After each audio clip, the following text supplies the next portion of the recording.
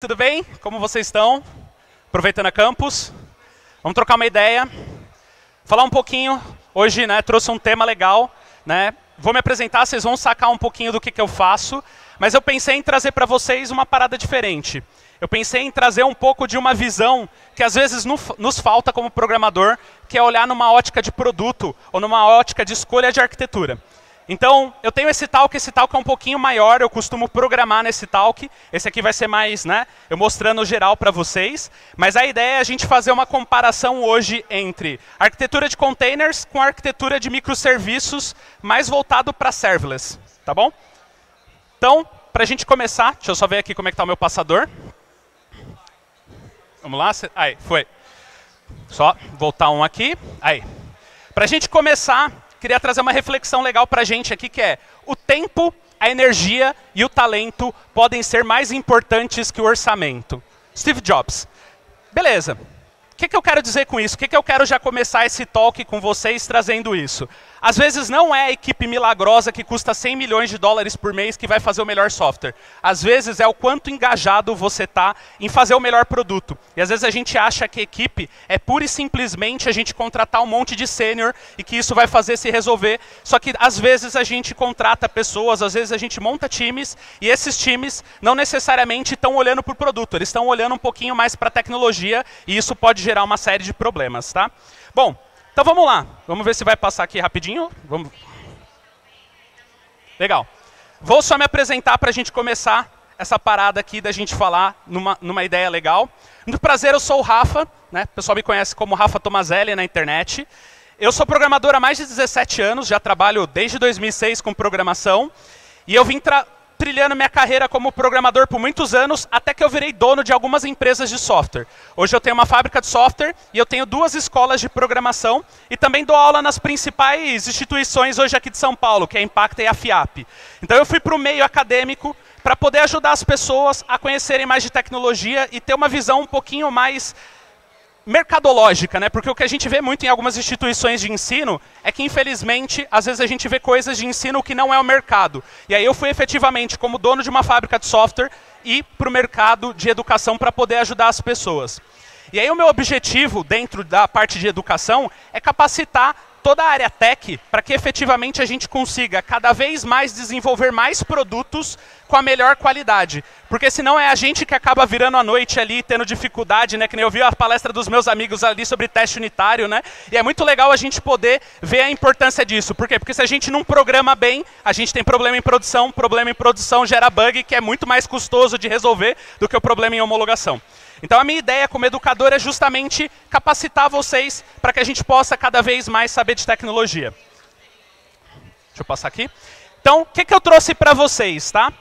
Primeira parte desse talk, a gente vai refletir um pouquinho sobre qual que é a nossa missão como time de desenvolvimento, como time tech, qual que é a nossa vontade aqui, o que nos é a capacidade esperada do mercado. Depois disso, eu vou trazer uma segunda parte que é olhe para o produto e não para a tecnologia da sua preferência. Isso aqui é uma coisa que eu vou provocar um pouquinho vocês e depois eu vou explicar um pouquinho das opções, tá? Então só para a gente ter uma agenda legal aqui. Eu vou ficar desse lado que o passador está funcionando mais desse lado, tá? Beleza, vamos começar com esse talk falando sobre essa reflexão. Por que a gente que é dev é pago? Quem aqui é dev? Vamos começar assim, levanta a mão aí. Beleza, estou falando com o público certo. Somos devs, somos times de tecnologia, somos times de projeto. Afinal de contas, por que a gente ganha o nosso salário? O que mais? Por que a gente recebe? Por que é tão bem pago o programador?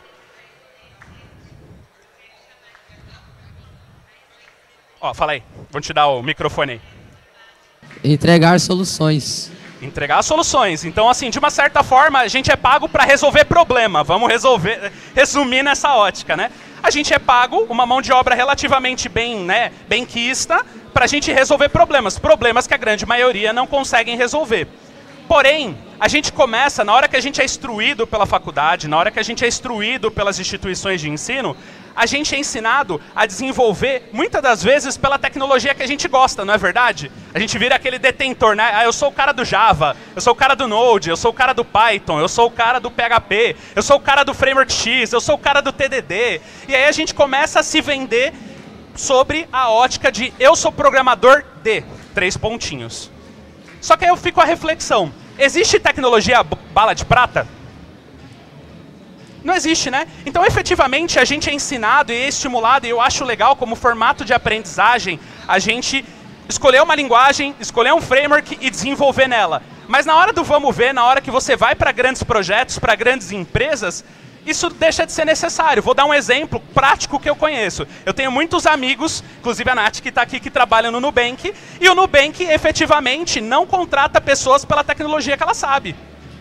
Não sei se vocês sabiam disso, mas o Nubank tem uma linguagem proprietária que é o Clojure, e ele simplesmente, não importa a linguagem que você sabe, ele vai testar você na ótica de ser uma boa pessoa de lógica, e lá dentro eles te ensinam tecnologia. Ou seja, a linguagem, a sua preferência já deixou de ser importante, concordam? Então, a primeira reflexão que eu queria trazer para a gente entrar nesse contexto arquitetural é, a gente precisa parar de pensar que a gente é pago para fazer na tecnologia que a gente gosta, porque a gente entrega mais rápido. A gente precisa, a partir de agora, começar a olhar que o produto necessita de uma tecnologia e não o contrário. Porque se a gente escolhe o produto e faz em qualquer tecnologia, muitas das vezes a gente vai ter dificuldade. E é isso que eu quero que vocês saiam daqui com a maturidade hoje. Sair com a maturidade de tipo assim, será que essa tecnologia que eu gosto é a melhor para o projeto que eu vou fazer ou a que eu vou começar? É isso que a gente tem que começar a pensar como arquiteto de sistemas, tá? Então vamos lá. Para a gente entrar agora nesse assunto, eu vou resumir aqui, eu vou passar uma boa parte do tempo falando sobre as duas principais arquiteturas de back-end. Onde eu tenho a famosa, que eu nasci dela, que é a arquitetura monolítica, que a gente desde 1900 e bolinha existe, e desde 2010 para um pouquinho para frente começou a surgir a arquitetura de microserviços. E qual que é a grande diferença dela? E aí vai ser legal para a gente desmistificar, é por isso que eu vou ficar boa parte da palestra nesse resumo aqui, para que a gente possa identificar as coisas. O que é um monolítico? O monolítico nada mais é que um único servidor que processa toda a regra de negócio, ele tem uma única camada que comunica com o banco de dados, e ele é a única camada de interação com a interface gráfica, seja ela um aplicativo, seja ela um front-end, seja ela qualquer canal. Beleza, então eu tenho uma única bolinha ali que tem tudo, e nessa única bolinha a gente tem a conexão com o banco de dados. Conforme a gente foi evoluindo, aquela bolinha laranja foi saindo. Então hoje, quem já programa front-end já sabe que React, o Vue e o Angular, eles não rodam mais no servidor, a não ser que você esteja usando Next, que é SSR. Mas se você está rodando como SPA, ele já roda na camada do cliente. Mas isso continua sendo monolítico, porque eu tenho uma camada monolítica de front-end, uma camada monolítica de back-end, conectando com o banco de dados. Beleza. Lembra que eu falei que não existe solução bala de prata? Então, talvez na cabeça de vocês já devam estar pensando, isso daqui é velho, isso aqui não funciona. E é justamente isso que eu quero desmistificar aqui para vocês. Eu quero trazer para vocês que isso aqui ainda funciona, mas isso aqui também funciona. E que a gente não vai escolher mais pelo que a gente gosta, e sim efetivamente o que o projeto precisa. E aí a gente tem essa versão mais nova aqui, que é justamente a versão de arquitetura de microserviços, tá? O que é a concepção da arquitetura de microserviços? A gente acha que essa ideia surgiu dentro da área de tecnologia, mas eu vou frustrar vocês, essa ideia de microserviços não surgiu da área de tecnologia. Quem trabalha numa grande empresa já deve ter visto que se fala muito sobre unidade de negócio. Já ouviram falar sobre esse termo? Unidade de negócio, ou BU? Conforme as empresas foram crescendo, perceberam-se que você controlar uma área de departamento de TI com 300 programadores era no mínimo cansativo. Por quê? Porque você tinha 300 programadores cuidando de 42 sistemas. Fica difícil você gerenciar 42 sistemas, 300 programadores numa ótica de governança e etc e tal. Então o que as empresas perceberam? Que ao invés da gente ter aquela estrutura departamental, eu tenho tecnologia, eu tenho RH, eu tenho finanças e etc e tal, eu vou separar pela regra de negócio. Então o que eu tenho? Eu tenho um produto de CRM. Eu vou montar o time de RH, de desenvolvimento, de finanças do CRM. Agora eu tenho um time de compliance. Eu vou montar o time de RH, de finanças, não sei o que, de tecnologia de compliance. Então a gente saiu de uma estrutura que até então era horizontal, um monte de departamento, para uma estrutura vertical.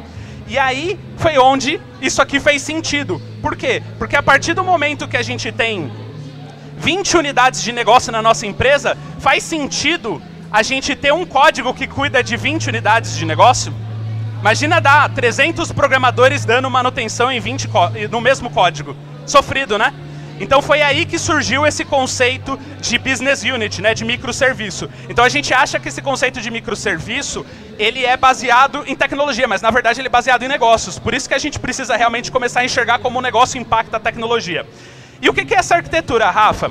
Nada mais é que a UI pode ser várias, mas geralmente é uma UI por business unit. E aí você tem uma camada de back-end para cada regra de negócio. Então eu tenho uma camada de back-end que cuida do login, eu tenho uma camada de back-end que cuida do pagamento, eu tenho uma camada de back-end que cuida dos usuários. Por que isso é importante? Porque se eu tenho um time que cuida de usuários, vocês concordam que uma manutenção que ele der não pode impactar toda a outra esteira?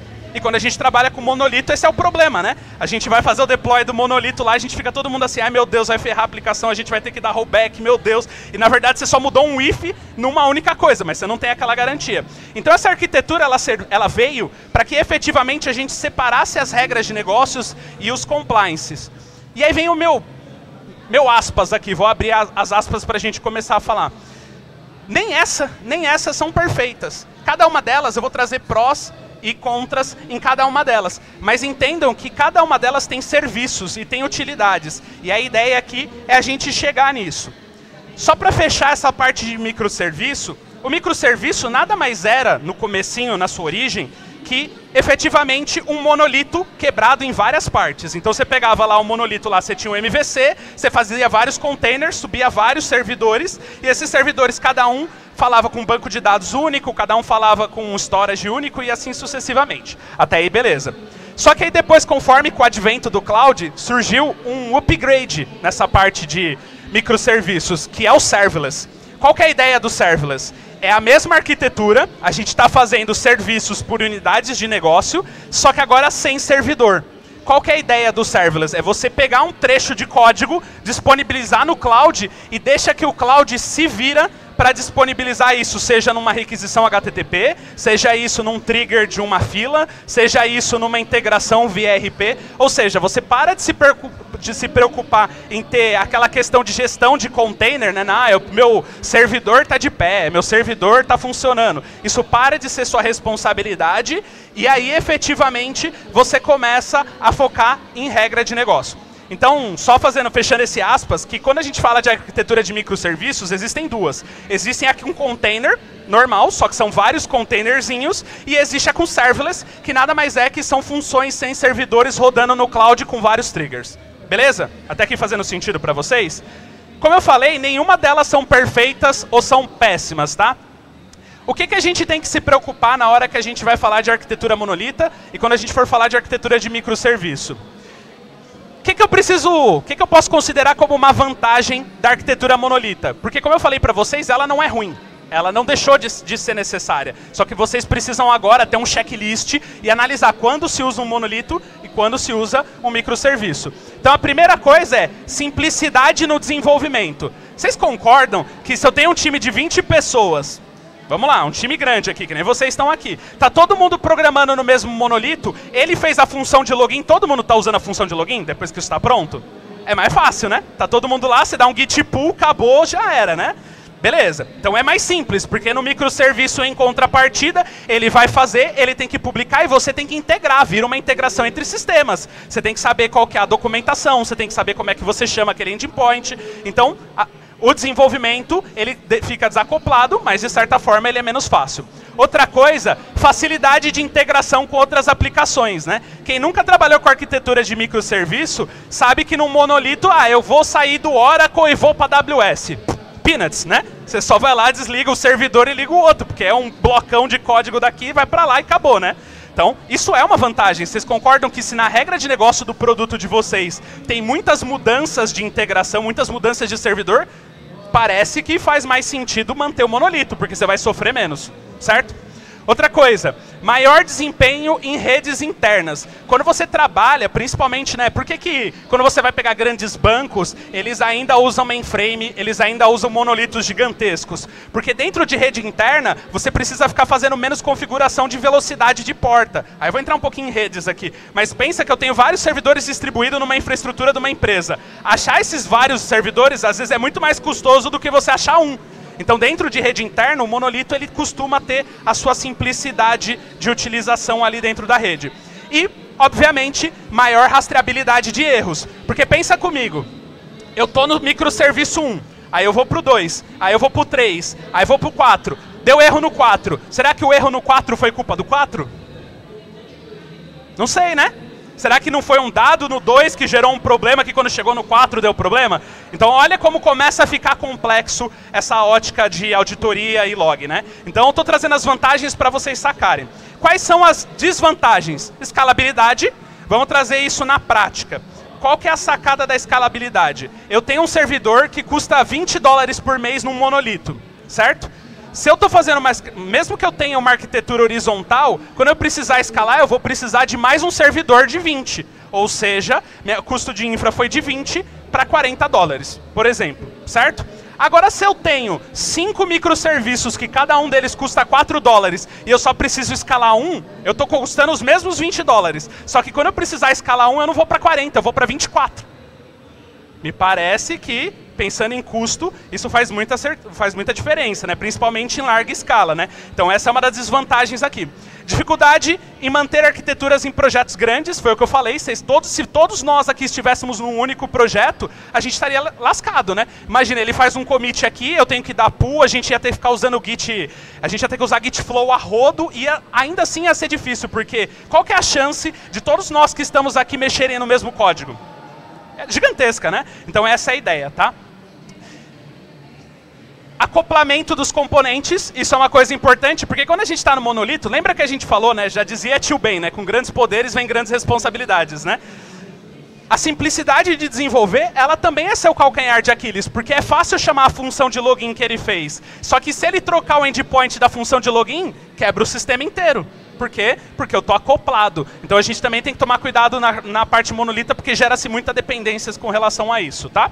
E por último, né, maior risco de falhas, justamente por quê? Porque não é feito essa tratativa de fallback, né? Porque se eu dei erro numa transação de um serviço normal, ele vai voltar o dado todo. Se eu estou no microserviço, lembra o exemplo que eu dei que deu a falha no 4?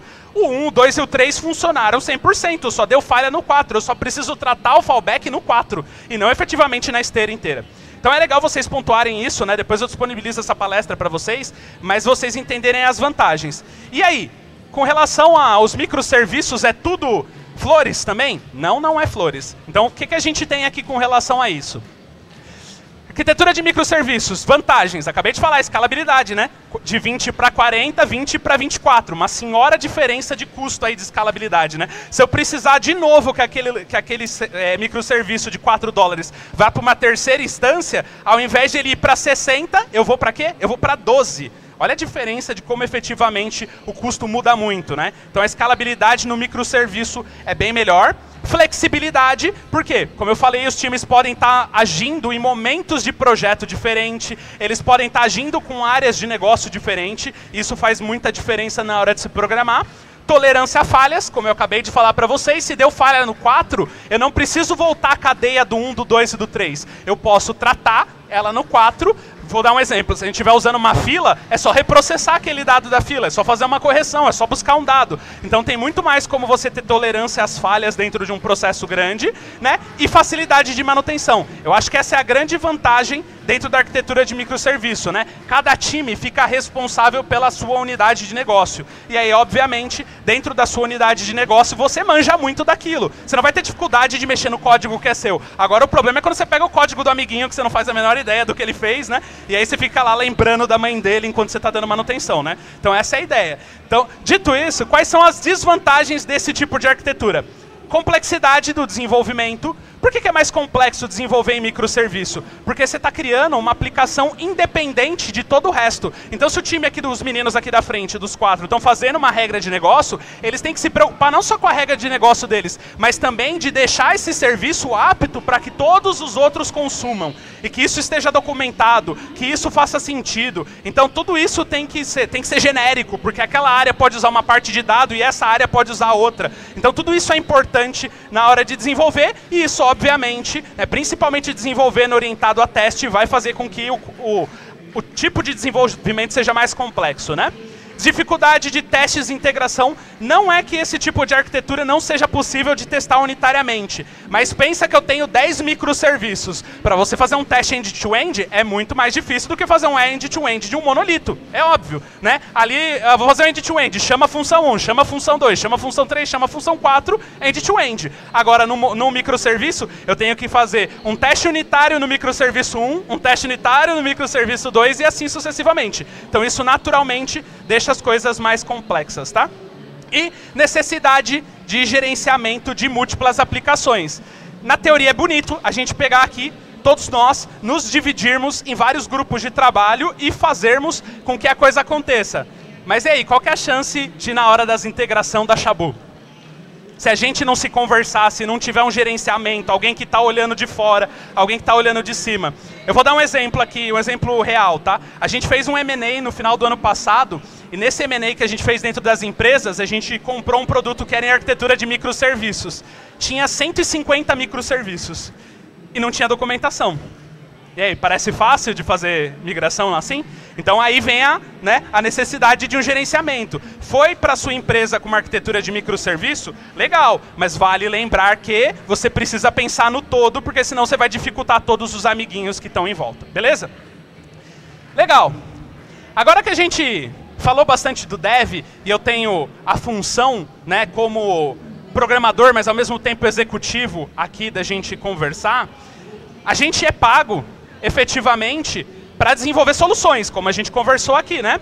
E quando a gente está desenvolvendo soluções, muitas das vezes a gente tem a ótica de pensar com a cabeça de programador. E isso é ruim. Por quê? Não estou falando que a gente não tenha que pensar como programador, mas a gente tem que pensar como programador e como regra de negócio, como time de produto. Por quê? Porque se a gente está fazendo tudo isso que a gente está fazendo com a cabeça de eu vou fazer aqui meu código que eu manjo, vou conectar no banco com esse ORM que eu adoro, etc e tal, eu estou esquecendo das coisas mais importantes. O nosso trabalho só vai se manter se o produto que a gente tiver der dinheiro. E ele só vai dar dinheiro se acontecer um negócio muito simples. Quem vende precisa vender por um valor maior do que o que custa dentro de casa. Não adianta você vender seu software por 10 milhões de dólares se o custo dele for 9.999.999. Sua empresa vai quebrar. Por quê? Porque qualquer fallback que você precisar, você vai dar um oversize. Às vezes um time que custa 100 mil dólares e custa, a margem vende-se por 100 mil dólares, mas a margem é de 20, tem muito mais resultado. Por isso uma das coisas que a gente aprende como empresário é que faturamento é ego. Você fala assim, faturo X milhões. Tá, e quanto você põe no bolso? É a mesma coisa pensando como produto. Eu tenho um produto, esse produto está no ar, mas ele custa mais do que o meu time de vendas consegue vender, temos um problema. Então é isso que eu queria trazer um pouquinho aqui para vocês. Tá? Dito isso, 3 pontos interessantes para vocês pensarem na ótica de sair da camada de dev e entrar um pouco na camada de produto. Entenda a relação entre custos e faturamento. Você alguma vez já se perguntou o quanto custa e o quanto fatura aquela unidade de negócio que você trabalha?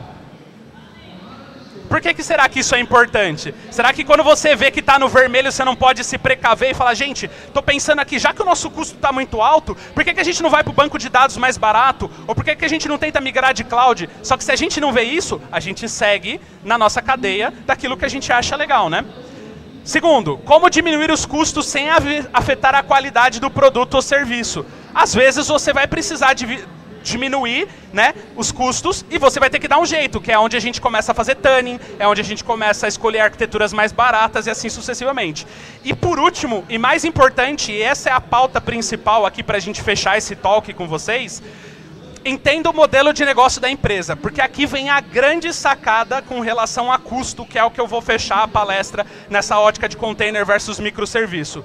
Porque quando a gente vai entrar na arquitetura de container versus microserviços, principalmente Lambda, a gente entra em regra de negócio. Não sei se vocês sabem, não sei quantos de vocês estão ouvindo sobre tudo isso a primeira vez, mas quando você trabalha com container, você paga pelo container em pé. Então, se o seu container fica ligado de segunda a sexta, das 9 às 18, você paga um preço. Se o seu container fica ligado da segunda a domingo, 24 horas, você paga outro preço. Ou você paga pelo quanto o seu sistema está de pé. Quando você vai para uma arquitetura de microserviços serverless, você paga por requisição. E olha a sacada aqui que eu quero trazer para vocês. Se eu sei que o meu modelo de negócio não é lucrativo e eu não tenho muita requisição, o que eu vou optar? Por um serviço que eu pago 24/7 e vai me custar $50 todos os meses? Ou, de acordo com a demanda que eu boto dinheiro no bolso, eu pago a requisição? Faz sentido, né? Então, primeiro cheque aqui. Segundo cheque é o contrário. Beleza. Então eu sei que minha aplicação tem uma quantidade, que é o que acontece com muita gente que vai para Lambda e se lasca. Eu tenho uma aplicação que tem, sei lá, 1 milhão de requisições por dia. Aí sobe-se um Lambda nisso. Sua conta da AWS vai vir $150 mil. Por quê? Porque você paga por requisição.